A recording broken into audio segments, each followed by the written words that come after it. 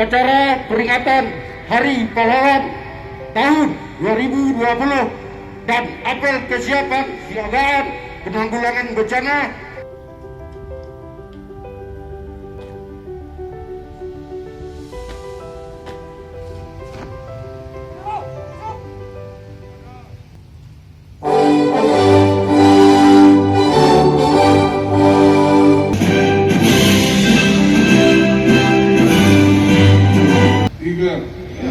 Persatuan Indonesia,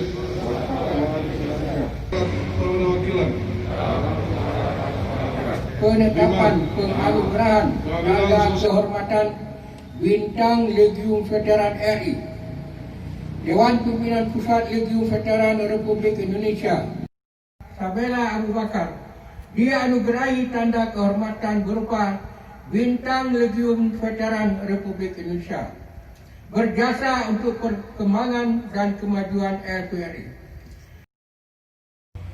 Hadirin sekalian, penanggulangan bencana merupakan tanggung jawab pemerintah, masyarakat, dan dunia usaha yang digambarkan segitiga biru sama sisi.